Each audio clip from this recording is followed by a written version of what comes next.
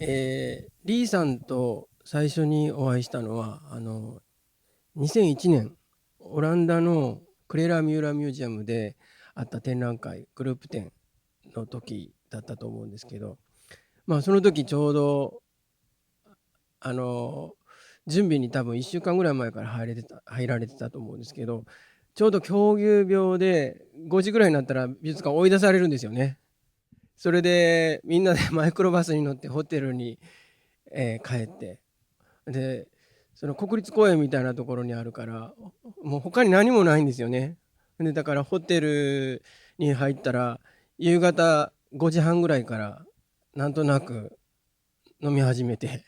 で結局12時、最低12時で1時、2時までっていうのを1週間ぐらい連続でやりましたよね。で、みんな、他の作家もたくさんいたんですけれど、だいたい7時、8時ぐらいでみんな帰るんですけど、リーさんと僕と、あと他数名は、ずーっとワインを飲み続けて、12時、1時、2時っていうのをやってて、正直その時の展覧会全く覚えてないんですけど、どんな展覧会だったか、リーさんと過ごした、すごく勉強させてもらったっていうことを、すごく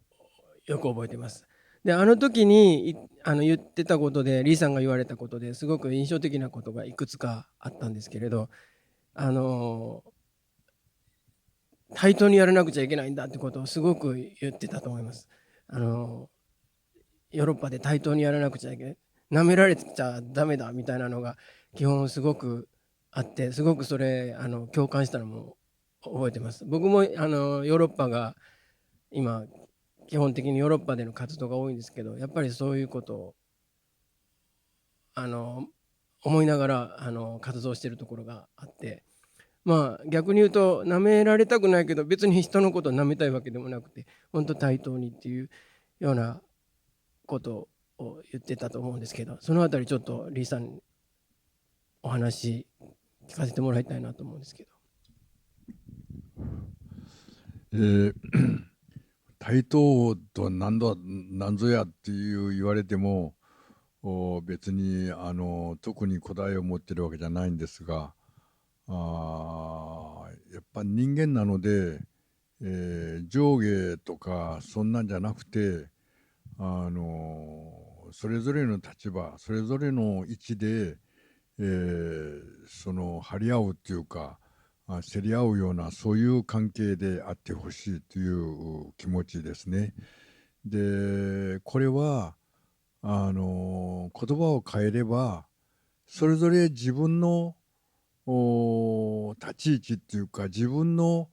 何か主張なり感覚なり何かをある程度準備あるいは武装してないとできないことなわけです。それはまださらに別の言葉で言えばそれなりの手法というか方法を持ってないと一緒にやっていけないというそういう意味なんです。で、まあ僕は本当に日本の友人たちの間でそういう言葉を吐いたことはある意味で理由があってのことで、日本だとか韓国だとか、まあ、もしかしたら中国もそうかもしれませんけれどもその内輪っていうかその小さな共同体なんですね。そうするとその中では似たり寄ったりでもまあ自分なりの方法がなくてもなんとなくやっていけるというそういうそのまあいい意味では淡いなんかその感じで、まあそうだそうだでまあいけるわけですけれどもそれが赤の他人っていうか全然知らない間同士っていうことになるとそんなもんじゃ通用しない全然通らないそうするとやっぱりすぐ相手に見抜かされるあるいは見破られるそんなことじゃ対等にはできないわけです。だからやっぱり一番わかりやすいのはそれなりの方法を用意するあるいはそういうような方法を持ってるっていうそういうことが非常に大事なんだけども日本ではみんな頭はいいし勘もいいんだけどもいわゆるコンテクストっていうか、なんか自分の立ち位置みたいなものがなかなか見えにくい。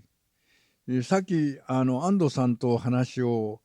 した時も、安藤さんは話をものすごい広げたんですけれども、しかしその中よく聞いてると、どっかしらあるシーンがあって、その譲らないようなそのシーンがあって、なんかその人が見たらそれが見えないんだけども魅力的なそういうものがあるわけです。それは非常に大事なことなんで、例えば島袋さんは僕よりだいぶ年下なんですけども、彼は出発当時から僕が知り合った時からずっとしょっちゅうじゃないんですけども、たまにヨーロッパでひょっこり、作品にぶつかったり、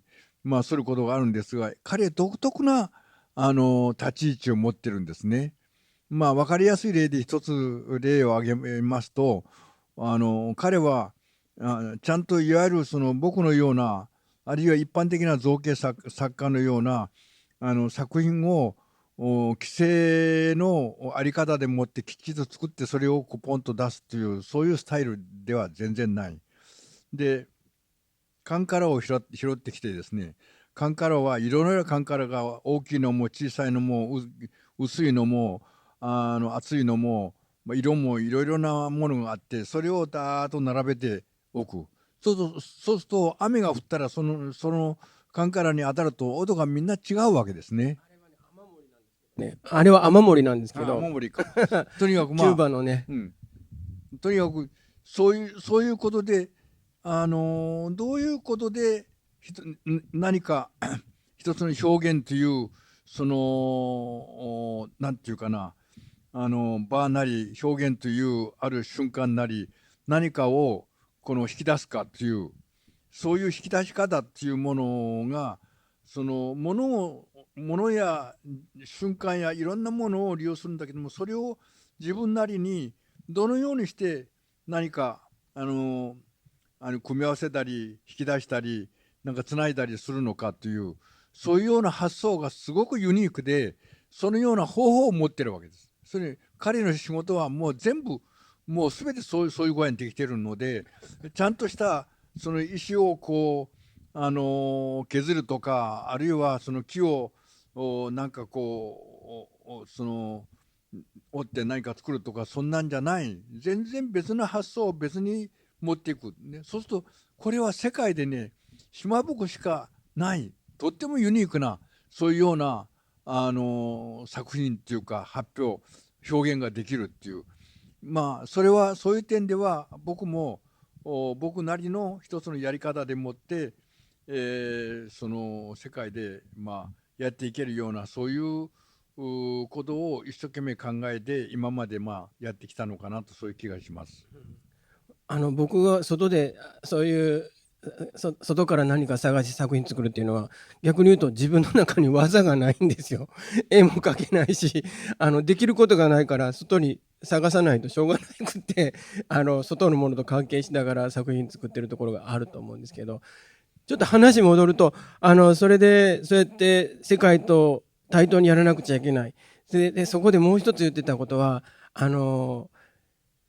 エキゾチックになっちゃいけない。それをエキゾチックに見られてもダメだし、今でもある種のアーティストたちはやると思うんですけど、自分でその日本のなんとかとか、そういうオリエンタリズムみたいなものを、自分で、ましてや自分でやっちゃいけないってことをすごく言われてたなと思うんですけれど。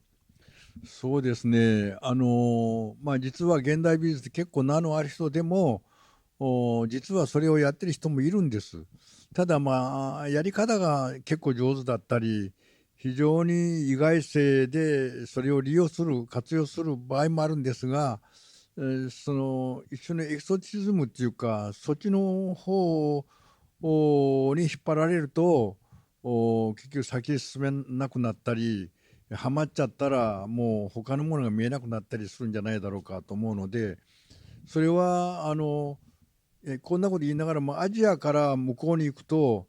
どうしてもついて回るのが自分の生まれたところとか自分が知らず知らずに染まったものとか、それは知らないうちにね、ちょっとついて回る部分があるんです。島袋さんだっていろいろカンカラの集め方や何かでもどっかしらやっぱりこれはヨーロッパ人はやらないなんかがあるんですね。でもそれをこれ見よがしにアジアティックとかオリエンタルとかっていうことをなんていうかその傘に来てやるっていうようなことはダメっていう。それは全くそうじゃない独特な自分なりのコンテクストでその世界になんていうかな、誰が見ても一応納得あるいは了解ができそうな自分なりのコンテクストを作らなきゃならないっていうことで、いくら作ったってそこについて回るものはどっかあるかもしれないけども、それよりも自分が何とかしなきゃっていうそういう理屈あるいは論理、何か方法みたいなものが大事だろうっていう意味なんです。でも最近僕がヨーロッパで活動し始めた90年代の終わりとか、リーさんの頃とかはやっぱりそういうアジアから来たアーティストを、エキゾチックなものと結びつけるってことはあったと思うんですけど、最近結構それがなくなってきたなってちょっと思うんですね。それはやっぱりグローバリズムとかの中で逆に西洋の人の方が日本カルチャーで育てたりするんですよね。だからちょっとそれが状況が変わってきたなっていう感じがするんですけど、どうですか？それは確かにあると思うんです。これは掘り下げるとキリがないんですけれども、アメリカでも西海岸、つまりロサンゼルスとかずっとワシントンからずっとサンフランシスコとかその辺のアーティストの仕事をずっと整理してみると、圧倒的に日本とか中国だとかそういう影響がかなり見られるということを指摘する人が何人かいるんですね。グゲンハイムのモンローという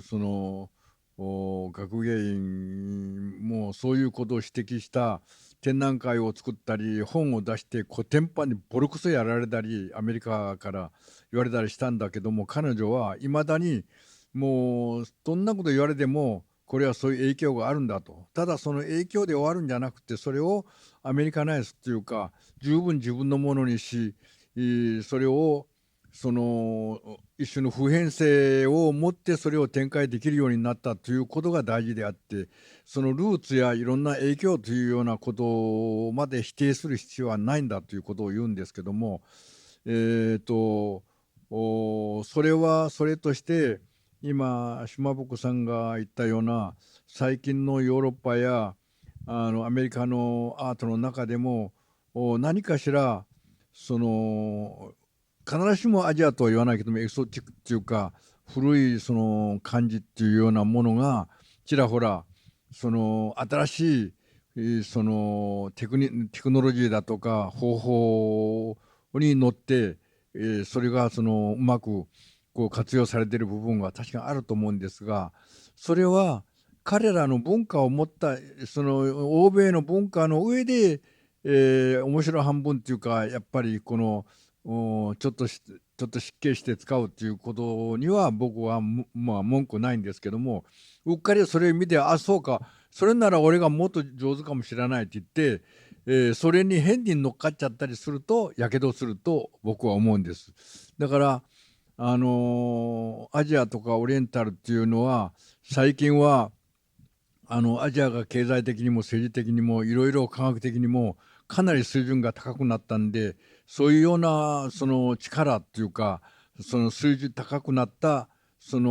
アジアの水準の力が反映されて、少しはなんていうかアジアの発想も割と面白いとかいいかもしれないっていうことかもしれないけども、その辺は非常に用心して、使うべきじゃないかということはあります。もちろん基本的にアジア的な発想っていうのは何がそうなんだということを、考えるときりがないんですけども、ある程度はあることはあると思うんです。それはマルクスが3つの生産様式を立てて、ヨーロッパ式生産様式、それからアジア的生産様式、アフリカ的生産様式という有名な図式が資本論の中に書かれているわけですけども、でつまりヨーロッパ的生産様式というのは完全に理性でもってコントロールできて、きちっとその近代化された生産様式っていうんです。アジア的っていうのは半分自然風で半分こう人間の考えっていうね、非常に曖昧だっていうことです。一種の封建性を言うんですね。それでアフリカ的生産、これは完全に自然の力で、これは人間の想像力やいろんなものがあんまり機能してないっていう、非常にバカにした。でもその日本で吉本龍明っていう人がそのアフリカ的生産様式っていうことをことを持っていろいろ面白い展開をいっぱいしてくれたけど、素晴らしいことだと思うんです。今日文明からすると本当にアフリカ的全然こう作ってないようでいて、ずっとその底力っていうか資源的なものっていうか根源的なものっていうか、そういう生や死っていうものをはるか遠いところまで見つめるっていうことでは、そのヨーロッパ的生産様式じゃもう文明はダメだっていうことにもなるので、そのような面白い部分があるんです。だけども下手にねアジアに帰ろうとか、なんかどこそこにどうしようっていうことに安易に引っかかったら大変なことになるっていうと僕は思います。ちょっと話を変えると、リーさんがアメリカのコンセプチュアルミニマリズムのアーティストとかもうなんか感情がないんだみたいなことも言ってたと思うんですよね。なんかあの例えばお湯が温かいとか寒いとかそういうことを分からずにアートやってんだって非難してたことがあると思うんですけれど、その辺でなんかそういう今のこういう現代美術をやる中でやっぱ心って必要なのかなっていうことをちょっとお聞きしたいですけど。アメリカのミニマルアートっていうのも一言では言えないし、いろいろな形やいろんな方法や少しずつみんな違いもあるし、簡単ではないんですけども、大まかに、ドナルド・ジャッドが言ってるように、ジャズ・イティスっていうそれ以外何者でもないっていう、それを誰でも引用するわけですけども、それには感情移入もいけないし、意味を付与してもいけない。まさしくそれ以外何でもないんだっていう徹底的に省いたり、除去したり、して、全然この名付けようもないぐらいにもうその最低限のものにまでその突き詰めていくっていう基本そういう発想だと思うんです。でこれは一つの文明論的な観点からするとそこまで来たのかなっていう突き詰めてくるんですけども、その前までヨーロッパにいろんなイメージ想像力やいろんなことでひねってみたり曲げてみたりいろんなことがあってんで、そういうことを全部省いてもうギリギリで何か出す、コンセプトだけ、あるいはものももう切って四角なら四角三角なら三角、大きさももうちゃんと決まってるとか、そのようなことまで突き詰めてみたということは一つの文明論的な観点からすると面白い突き詰め方、一つの到達点みたいなことがあったんだろうと思うんです。でそれをやってみたことの中には、ヨーロッパ人のミシェル・フーコーのような人が従来の近代的なものはイメージだとか言葉で持ってものを包んでたと。でもこれがその近代の後半になってだんだんと分離するようになって、言葉は物を包むことができない。で物も言葉からその逃げ出して、あるいはこのなんていうか、いわゆるオブラートから無機になって名付けようのない意味しようのないようなものに見えてくる。言葉と物が分離される中で不思議なそういう現象、そこでいわゆる人間的なものっていうのが死んでしまう、あるいは人間は成立しない、作者も成立しないっていう、そのようなその理論があって、そこで5月革命とかいろんなことが起こって、もう従来の考え方はまあ解体しようとなんとか、そういう影響もあって、アメリカでミニマルアートっていう名付けようのない、言葉で言いようのないそういうものまで突き詰めていくっていうことがアメリカ式にどんどん発展したんじゃないか。それはもう音楽もミニマル音楽とか、バレエもミニマルバレエとか、いろんなものが出てくる。マス・カニンハムっていうバレエの人はこう立って足を動かすもの、手をこれどうして動くのか、これは自分の意識して動くのか、これは何なんだっていうギリギリまで、もう行為から何から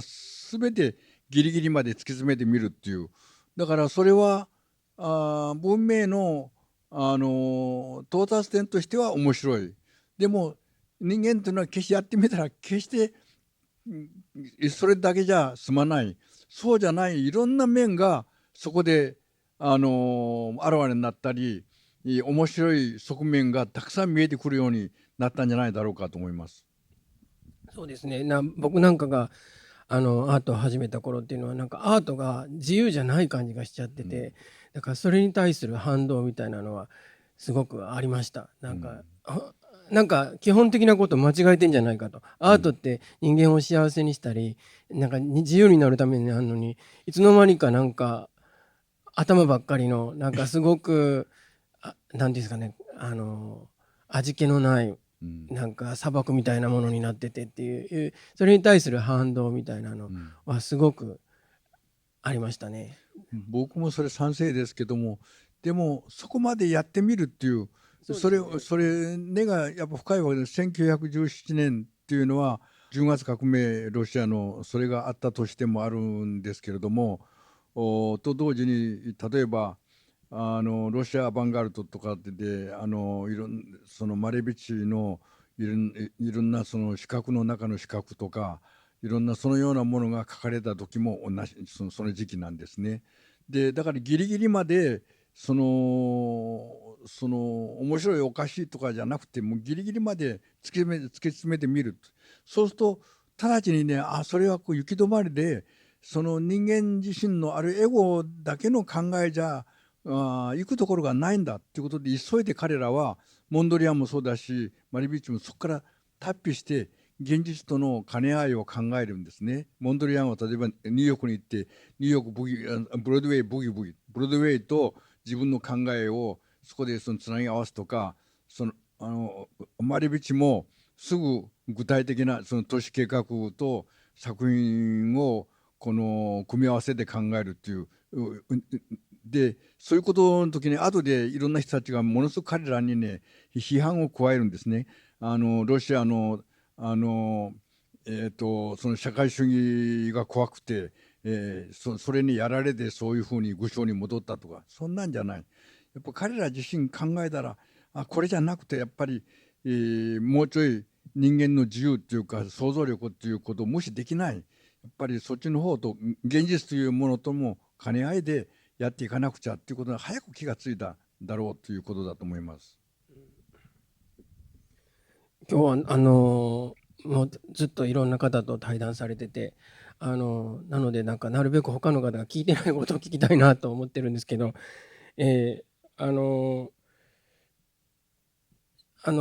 音楽のことをすごく松井さんとか浅田さんとも喋ってましたけれど、写真はどうですか？写真にすごい僕は関心があるんですけど、自分もねカメラを何台も買ったり捨てたりいろいろやってあ、ね、そうなんですか。持って歩いてみてもね、これはうまくいかない、難しいなと思ってね、いまだにね一枚の写真も写真として出したことないんです。でもうカメラができてもかなり時間も経つし、さまざまな試みがあるんですが、あので僕は写真で面白いと思ったのはドイツの、えーえーえーとトーマス・トマス・ルーフですね。ルフですか？ストゥルースじゃなくてトマス・ルーフ。ストゥルースじゃなくてトマス・ストゥルース、トマス・ループっているんですけども、トマス・ストゥルースは僕友人なんです。トマス・ルーフは友人じゃないんですが、でも友人じゃない方のルーフが初期、今じゃない初期面白いと思ったのは、例えば家族写真を撮るんですね。でそのお父さんからお母さん、子供とかいろんなものを写真を重ねていく。すると重ねていくとそれが誰なのかわからない変なものになるわけですよ。これは写真でしかできない。絵でそれを描いても意味がない。それは想像力が直ちにいろいろ作用するので、でも写真はネガを重ねていくとその写真だから映像としてできるそういう世界がある。これこそが写真でやるべきもんだなっていうふうに思うわけですね。で彼は星を撮ったりいろんなあるけども、いくつかイメージを重ねているうちにそれは人間のイメージ、人間の想像と違うものがそこで見えてくるっていうことをやるわけです。だから彼はやっぱり写真としての何かを見出したっていう。で同じドイツ人のアンデル・コルスキーっていう、彼が最近はもっと有名なみたいなんだけども、彼は半分絵画みたいで半分絵画でできないような視点を持ってる。その棚に例えば物をちょっと並べると、そのアングルでこうなったらその一つの焦点からしか物が見えないんですけども、彼の写真は上から見たもの、真ん中で見たもの、下から見たもの、それを全部合わせて表現する。これ実は絵画がやってる表現なんですね。でも絵画がやってる表現なんだけども、彼はさらにそれをものすごく大きくするとか、そのスケールだけじゃなくて、それはそのテクニックがなければできないようないろんな展開をしてくれる。これも写真だからこそできる。その絵画的方法が多少あっても写真だからできるそのスペクティクルなものだといろんなテクニック的にとても絵描きじゃできないようなものを見せる。そういうものならいいんですけども、大半が絵描きがやるようなことを写真でやってるっていう、これは僕はつまんない。でそれさっき言ったトマス・トゥルース、もう個人的に僕は非常に親しい。彼は元絵描きなんです。元絵描きなんだけども、彼のはよく見ると絵描きがやりそうなことなんだけども、やっぱり絵描きと一味違うものを引き出してるんです。確かに彼のは例えばジャングルみたいなものを撮るんですが、普通の人が撮ったんじゃそういうふうにならない。ジャングルにでぼーっと、実際はそういうふうに見えないはずなのに、それ見えるがごとくなんか明るさを強調してみたり、いろんなことの中、もう極めて混沌としたものの中に何か人間の視点みたいなものを引き出そうとしたり、そのあるいは美術館で人たちがなんかものを見てるようなものをその写真機である瞬間をパッと撮る、ね、これも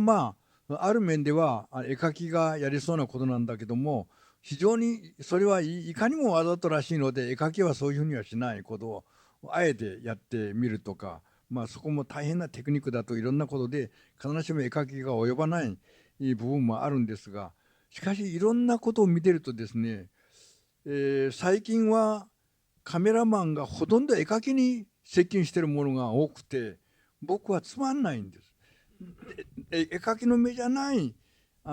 写真、カメラマンの目、カメラマンのアングルで勝負するものがもっとあるべきじゃないか。そんなことを考えるとできないんですよ、僕は。でも昔から写真は撮られてたんですか？いや中平さんとかとも、中平とも友人だし、それこそいろいろ70年頃か中ら。平の写真も変ですよ。あれはいつもボケでピンボケしてるようでいて、なんかね、どれを撮ってるのか何が撮りたいのかわからないような、なんかちょっと変なね、それで石爆としてるんですよ、彼の写真は。日本のような湿気の多い国のもんなんだけども、乾いてるわけじゃないんだけど、なんだかね、色気のないような変な、そういう、それは僕はとても取れない。それは褒めてるんですか？や、褒めてます。はい。それ最近の写真のことですね。最初の白黒じゃなくてカラー、最初に白黒じゃなくて。最近最後ので、方にみんなね、撮られてた。最初のものを褒めるんですけども、その彼の晩年のものもやっぱり面白いんです。はい。そうですね。なるほど。すごく学生みたいな漠然としたことを聞きたいんですけど、リさんにとっていい作品ってどんなもんですか？なんかなんか難しい質問かもしれないですけど、いい作品、なんて答えますか？いやー、これは幾通りも答えがきっとあるんだろうと思いますけれども、僕にとっていい作品っていうのは、あの一つは何かよく分かりそうでなんかこう分からないっていうか、ああなんかこうきちっと決定できない、なんか見えそうで見えないっていうか、なんか引っかかるものを持ってるっていう、言葉にならないっていうような感言葉にじですか？ならない、そうですね、言葉にならない、引っかかるような持ってるっていう部分が一つと、それからもう一つ、これは非常に用心して使わなきゃならないんですけども、やっぱりこれ言うとまたアジアとか東洋とか言われそうなんですけども、品格っていうか、ずっとその高い次元みたいなものが何か、あるかもしれない、もっと高みへ、もっと上をっていう、そういう何か見て、これは本当に次元が高そうだなとか、そういうようなその格調っていうか品格というか、そのようなものを備えたものがいいのかなという、そういう気もします。でも本当リーさんはたくさんお話もしますし、喋りますし、たくさん書いてらっしゃるけれど、結局、その言葉、いっぱい言葉にするんだけど、結局最後は言葉にならないものが一番だっていうようないやそれことをずっと書かれはアイロニーているような気ですけど、がしますね。アイロニーですけども、言葉にきれいに収まるものってつまんないんです。だから文学作品でもすぐ分かっちゃう、そこが分かっちゃうものはやっぱつまんない。やっぱりその言葉で書いてる言葉の力があるんだけども、そこに言葉にならん部分に触ろうと思って頑張ってる、そういう文学作品がやっぱりいいと思いますね。そう、今日本を持ってきたんですけど、リサの最初の出会いを求めて、これは僕だから18歳、19歳ぐらいの時に、専門学校行ってた時に、学校の先生、草壁和志さんっていう人ですけど、その人に教えてもらって借りて読んで、これは後から自分で見つけて手に入れたものなんですけれど、まあ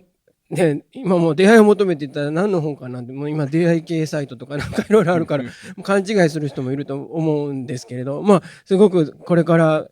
ずっと読まれていく重要な本だと思うんですけど、まあこれに書かれてるのも結局いっぱい、結構読みづらい本だと思うんですけど、難しい。結局書かれてることっていうのは言葉を尽くして言葉にならないものとの出会いっていうような、もうざくっと言うとそういう感じですよね。まあそうですね、今読むと恥ずかしいところがいっぱいあるんですけども、まあ日本語が練れてないとか、まあ、しょうがないんですけども、考えも及ばない部分もあるんですが、やはりでもそこのモチーフはそれほど変わってないんですね。やっぱり何かくるくる回るような、例えばですね、絵で言えばキャンバスの一番中心にポンと点を打つとですね、これは全然目が動かない。これすごく面白い。ゲシュタルト心理学を別に導入しなくても、それを少し離すと、少しずらして、ちょっと2、3センチこれずらしておくとね、目がそれ中心に持っていこうとするんですね。中心に持っていこう。だから目が2つのせいか何か分かりませんけども、それをそうしてその反対側に対応できるようなところに打つと、それが空間が動くんですね。動きが出てきたりする。で、そういうことを言葉で綴ってもね、言葉は動かない。言葉は固定されがち。で、だから実際現象っていうものは言葉ではつかみきれない。つかみきれないながら言葉が可能な限りそこに到達しようと思って頑張るっていうその面白いそのスタンスというかそういうのもあると思いますけども、現象と人間の言葉なり意識っていうようなものは絶えずずれていくっていうそのずれ合いの中の戦いみたいな感じで、でも人間はそういうようなことを言葉化したり言葉を置いたりするようなことの中に文化が出てきたり積み重ねの中がいる今中で歴史やいろんなものができていくんだろうと思うんですけども、絶えずしかし言葉から離れていく現象ものっていうのがあると思うので、そういうそのなんていうの競り合いっていうか張り合いみたいなものの方がまあ面白いんじゃないだろうかと僕は思います。そうですね。逆に言葉を尽くさないと言葉にならないものの輪郭がわからないというか、その通りですそういうとね。ころがありますよそうですね。ね。本当そうだと思います。でもリーさんの言うことを聞いてると割と岡本太郎さんが言ってることとかも近いかなとかって思うんですけれど、何なんだこれはみたいな。岡本さんは本当に独特な言葉を持ってる人で、僕は岡お会い本したこともあるんですか？もう僕は大変近いあ、そうなん親しいですか。人だったんですけど、僕はただ岡本さんの作品は全然好きじゃない。全然僕はほとんど認められない。ただ彼の書いた文章は力があると思いました。彫刻もダメですか？岡本さんの。絵や彫刻はほとんどちょっと僕の趣味じゃない。僕はあんまり近づきたくない。でも岡本太郎さんと会ってなんか話をしてたんですか？話はもちろん随分しましたけどあ、も、そうもちろんなんですか。論議したりしません。愛する人は論議になりません。自分のことしか言わないから。まあ元気かとかなんと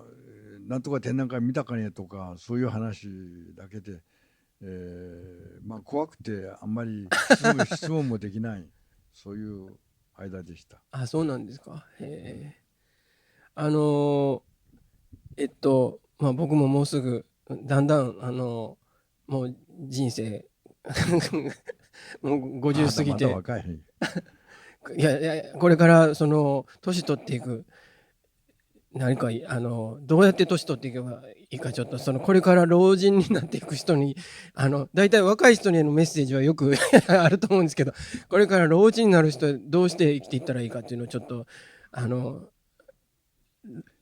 いやリーさんも元気な老人の代表としてちょっとお聞かせ願いたいなと思うんですけど。そんなの僕答え持ってるわけないし、ただですね、今の質問からちょっとふと思いつくことがあるんですけども、晩年っていう言葉がありますよね。晩年っていうのは大体年いった人の場合に使う場合が多いけども、若い場合でも、芥川龍之介のような若くして死んだ人でも彼の晩年の作品はというふうに使う場合があると思うんです。晩年と老人が関係があるかどうかはちょっと難しいんですが、強いてその言葉通りのその晩っていうのは非常にその終わりっていうか非常に遠いもうかなり先まで行ったというそういう意味で、捉えるならば日本語で例えば大器晩成とかいろいろ晩という字がいろいろあるんですね。で、すると年取るとか晩年っていうのは一般的に言って熟成するとか非常にこの到達点が高いとかその発酵するというできていくというそういう意味なんですね。そういう意味の晩年が一つ。もう一つはですね3つあると思うんですけども、もう一つはあのえーっとエドワード・サイドというアメリカのパレスチナ系の評論家が晩年の様式っていう言葉を使っていろいろ論議を読んだんですけども、それはあのなんていうか、ある程度年取ると最終的に壊してしまう。あるいは破格っていうようにね、それやっぱりその晩年形式っていうのはなんか熟成するんじゃなくて、それをこうひっくり返すとか、なんかもっと新たなものを見せるようなみずみずしさを持ちながら、それが熟成感を持ちながら壊れていくようなものを暗示するっていう、そういうことを晩年の形式っていうんですね。でもそれにほぼ近いのがアジアにも昔古代からあるんですね。これは中国の発想ですけども、晩年っていうのは狂うことで、ひっくり返ってもう絵もめちゃめちゃにもう描いてしまうとか、詩もはちゃめちゃにやってしまうとか、もう自分が若い時やったものを全部ぶっ壊してはちゃめちゃにしてしまうっていう、これは一見サイドが言ったことと近いんだけども、そうじゃなくて、もうアジアのその発想、古い古代の発想の晩年っていうのはもうめちゃめちゃにそれを壊して無秩序にしてしまうっていう、そういう発想、大きく3つ分けることができると思いますけども、いずれにしてもそのような3つのどちらのタイプでも晩年っていうものっていうのは一応年を取りながらいろんな経験やいろんなやってみた挙句のことがそのようななんていうかな、経過を生むのかなという、そういう感じがします。でもいつが晩年かわからないから困りますよね。わからない、それは。本当は、はい、亡くなった後じゃないとあれが晩年だったのかと。そうですね。死んでみなきゃわからないということあると思います。でもリーさんはもう全然お元気ですけど、これからは最後の質問になると思うんですけど、これからどうなっていくんですか？まだ110歳まで生きるって言ってましたけど。とんでもない。僕もいろいろ故障だらけなんですけども、僕は新しいアイデアをどんどん考えるタイプじゃなくて、コツコツやりながらもう少しこうかなああかなというずっと試行錯誤を重ねながら進んでいってるのか、もう後退してるのか分かりませんけども、でも絶えず少しでも未知性っていうか好奇心を燃やして、なんか踏み込んでいきたいという、そういう感じで、これは自分でこう行きますとか、それはちょっと簡単には言えない、言えるほどのこともない、難しいとこです。でもやりたいことはいっぱいありますか？やりたいことはいろんなところに書いたように、作らないことと作ることを連結、ツールを作るとか組み合わせるとか、そういうことを言ってきたんですが、これは長い間やっているうちにそのようなことがある程度図式化というか、言えるようになったかなと思うんですけども、しかし作らないことと関係するっていうのはこれ超難しいことで、科学者なら作らないものをもっと研究してそれを引き出すということがあるかもしれないけども、芸術で作らないことと関係するとは一体どういうことだっていう、難しい論議ですけども、その背景にはやっぱり近代社会は人間の作ったものだけを論議する、作ったものだけが真理だという、それに僕は不満があるから、作ったものだけじゃなくて作ったものっていうものはもう面白くない、分かってることなんで、それを壊しつつその外にあるものとの関連がどうなんだろうかということに僕の関心がいくもんですから、それがどうなるかっていうのは僕もよく分かりません。ありがとうございます。ありがとうございました。どうも。2人にどうぞ皆様拍手をお送りください。どうもありがとうございました。